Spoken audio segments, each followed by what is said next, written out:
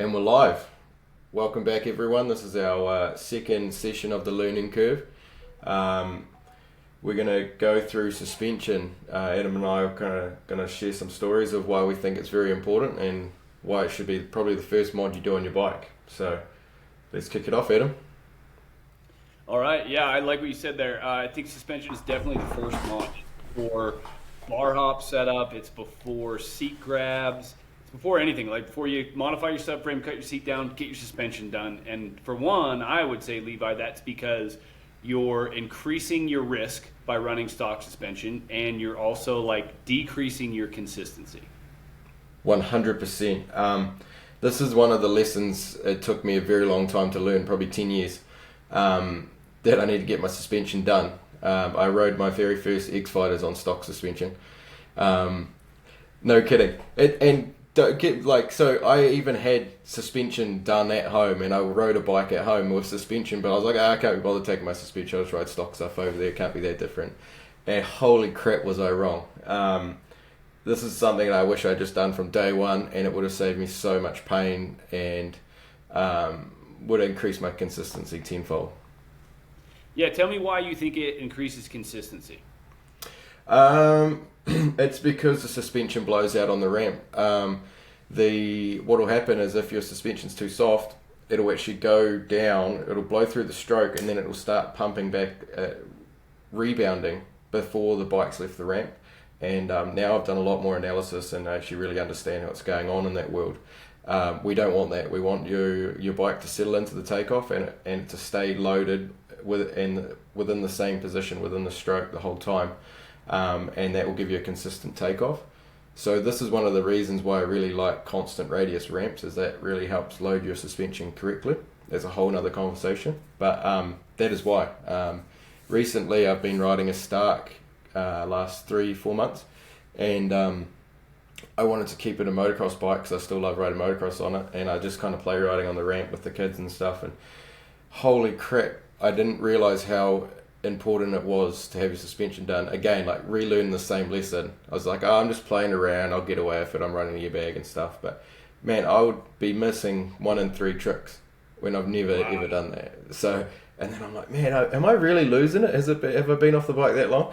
And so I got the suspension revalved and sweet, back to normal again. So it's amazing. Yeah, it really is. Yeah, you start thinking like, I'm just badass, dude. Like I can ride without suspension, and then you do it, and you're like, no way. I actually had to get mine revalved recently, and this kind of correlates to what I was just going to ask you, which is there ever a setting that's too stiff? 100% no. I say that jokingly. I haven't had to turn a setting back because it's too soft. I've sent suspension backs. Sorry? Yeah, sorry, because it's too stiff. Yeah, I've sent so many back because it's too soft. I really like. We're going to touch on this earlier anyway, but I really like air forks for this reason. You can actually increase your spring rate on the fly and adjust it. So I actually run max air pressure when I'm running air forks as well. So in a perfect world, I'd ride a rigid bike. Which means no suspension, just like a BMX. I've never done it, but I think it would create such good pop off the ramp that it would give you a better spin, like it would ride better like a BMX. Obviously we can't because of landings, and obviously the bike won't really handle it either, but yeah, very stiff suspension setting is good. Yeah, it's funny how you said about the constant radius ramp too, because I recently had to send my suspension back to Enzo and get it revalved. I'm not really sure what happened, but somehow it just ended up being a little too light. I've just got about 10 pounds heavier, and that was probably part of it. But I think at one point, yeah, I don't know why we went a little softer, but I sent it back, and like I can ride the stuff that was too soft on a constant radius ramp and like not really have too much problem. I can feel it sacking out a little bit too much, but I can do a lot better on those than like what we would call the American style ramp. When I would go to an American style ramp with a softer suspension, like I was worthless, dude. it was like I couldn't hit the ramp fast enough because I was blowing through. It was soaking up all my speed on the face of the jump. I couldn't like pull hard enough to get that good flip off the ramp. You know, when you flip real good, the back tire just flicks away right off the ramp, and you've got the speed. I could not get that at all. And like I said, it was only on the American style ramps. I could still do everything that I needed to do on a constant radius, but 100% and I started riding more of these American style ramps, and 100% it was just like I can't do anything anymore. I feel like I can't even ride. Yeah, man, and that's your shock and your forks blowing through. You're sitting at the bottom of your stroke, and it's like rigid at that stage, but that's when it's going to give you that kicky feeling that you're getting. That makes it, I mean, you know this as well, it makes it terrible and horrible to flip. It feels like it's pushing you back when you're trying to flip. I'm sure it'd be nice doing a front flip. I've never done that, but yeah, it's wild how important it can be. I've thought that a couple times. I'm like, bro, I've never done a front flip, but I think I could front flip this ramp easier than I could back flip it right now, because it just wants to go ba-ba and just blow right through it and drop the front end. Yeah, and you touched on something earlier, like you said, I don't know why, but it kind of got softer, and whether it was through the setting or not. One thing I find is, you know, if you've done 30, 40 hours on a set of suspension, it will really need servicing. The oil will break down, and that alone is enough to make your bike feel softer or inconsistent. I find over time, you know, if you're using the same suspension over and over and over through bikes, your springs will get a bit of fatigue in them as well. Your temperature will play into it. So if, you know, we'd go ride, and, you know, sometimes at X Games or whatever is ridiculously hot, or I know in Spain it was like 42 degrees Celsius, and it's just cooking. My forks would feel so soft, and I could never get them stiff enough on the day. That's another reason why I'd really prefer the air fork, is I can actually just crank up the air pressure and help that. But yeah, there's all these little things to kind of factor in as well. So I got a question for you about the average person starting out. Is there anything, if they have a stock set of suspension and say they're medium weight, we'll say somewhere around the 160 mark, is there even any hope in trying to play with clickers and high speed compression, all that stuff on stock suspension if you want to ride freestyle ramps? No. I don't think so. There's not. You can play around and all right, okay, we can do a couple things on the clickers here and there, but that does not change in any way, shape or form enough to what we. So, you know, stock bikes here, your freestyle setting is like so extremely firm and hard that your clickers will kind of bring it to like here. You know, it's only that much better. And it's not going to respond in that way. No, I think that's good to just erase the illusion that you can adjust your clickers and set your sag, and that's going to have anything to do with it. You're actually way better with suspension stuff than me, so like tell us about sag, why it's important, what you run. Yeah, that's an interesting one. So like with your sag, generally your rider sag on a bike will be about 100 millimeters. I tend to run higher rider sag, so a lower rear end, a bit more squatted. And that's because, so I'll run up to like 110. I think at one stage on certain bikes it might have been 115 millimeters. That's going to give me a proud front end when I'm taking off. It's going to help the bike flick around for flip. It's going to kind of push the bike into a flip. And obviously you and I, like our tricks are upright and flip based, so that's very beneficial for us. It also helps for whipping, is getting your front end high. The higher I can get my front end off the ramp. Sorry? So it hasn't helped me with that yet. Yeah, well, maybe you just need more sag, man. But so I really try and get my rider sag. So, you know, it's 100 to 110 is a good place for everyone. It's just going to make your shock not overpower your forks, and then that's going to stop you from getting that kick off the top of the takeoff. Yeah, and I think that's really important because, like, I've jumped on some guys' bikes that they feel kind of stink bugged, and I'm like, how do you even ride this? Or like suspension with too much rebound in the back, I can just feel it, and I'm like, I wouldn't even want to jump this. And every tutorial that I make, I'm telling everybody, like, hey, you're gonna want to set your front end. Like, what did you just call it? Proud front end, right? Yeah. I always want the front end proud when I'm coming off the ramp. I've never heard of it said that way, but most all tricks, you want to like get it up and let it sit there, right? Because it's a difference to like jumping with your front end up and then going through the motions like that, you kind of want to try to get it to sit there. So that dropped back end is going to do a lot. What about rebound though? Rebound, that varies from ramp to ramp. So remember when I'm like, you got to factor in when I'm talking about my suspension, I'm 100% tuning it for the takeoff.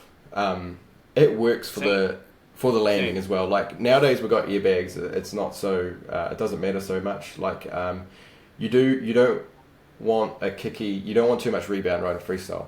If you're riding a dirt lane, you come up short, you got too much rebound, then you're going to get that huckabuck over the front.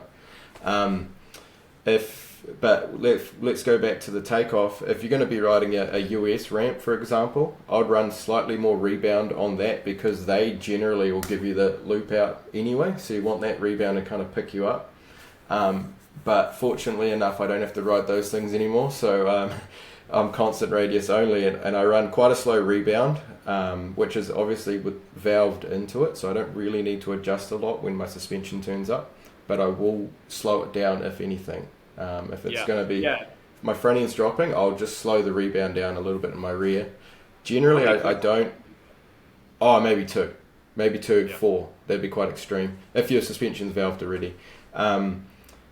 Generally, I won't mess with the fork rebound at all. The only time I've actually ever gone to mess with fork rebound is when I was double flipping, and that is to adjust how, like, I wanted to slow it down to keep my inertia and the center of gravity of the bike as compact as I could, because you can imagine if your front end flicks out faster, it's going to slow it down off the ramp.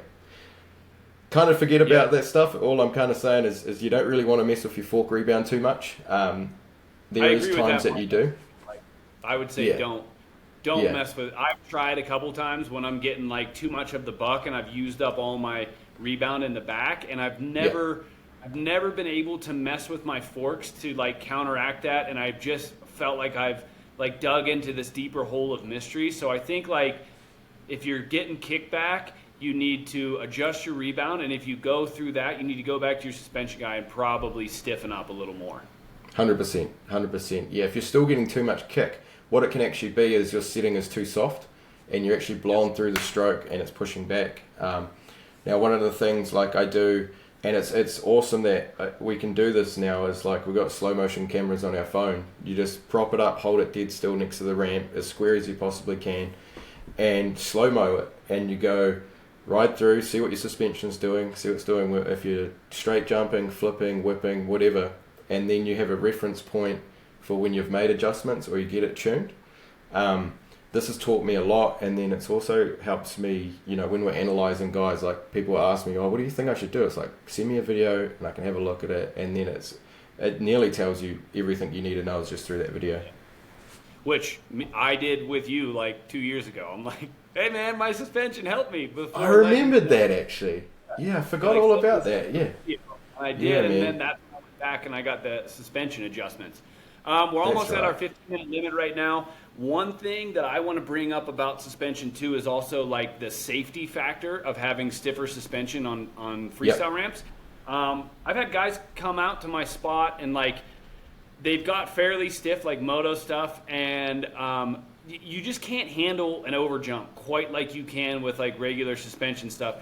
With freestyle suspension. So like on freestyle suspension, you can almost flat bottom a 75-foot ramp. And as long as you don't panic, like you have enough suspension to be able to, you're going to hit hard. It's going to be like not great, but you're not going to lose control. And if you have like not a freestyle setting on the bike, those over jumps are like way more dangerous because you're really like, you're using all of that stroke. You're landing like a sack of shit. And then the chances just rebound, whiskey throttle, bounce off the bike, whatever it is. So like the stiffer suspension is actually going to like safeguard against over jumping a lot. 100%. Like I probably could count more injuries, you know, than both hands that have been caused from my early days not having suspension done right, whether it's under jumping or over jumping. If you under jump and you don't have your setting done, your suspension done, it's going to kick you over bars. If you over jump, you're tearing shoulders, breaking ankles, doing all sorts. Like 100%, it's probably the best. $900. I'm not sure what it's going to cost in America, but yeah, it's about $800-900 It's the best mod and the safest mod you can do on your bike. Yep, absolutely. It's totally worth it. Yeah.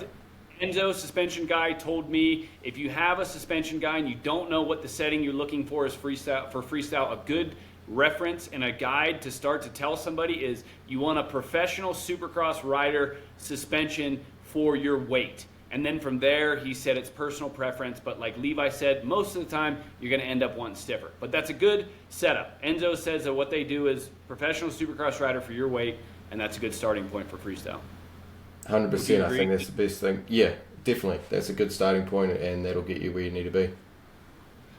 Sweet, man. Well, we're over time. That's 15 and a half minutes, but I think that was really good, informative. You know, like Levi said, most important upgrade you can do on your bike is suspension. So put that one at the top of the list, and then you're going to have a far better freestyle career.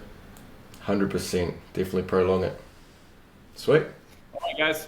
Thanks for tuning in to The Learning Curve. We'll see you on the next one.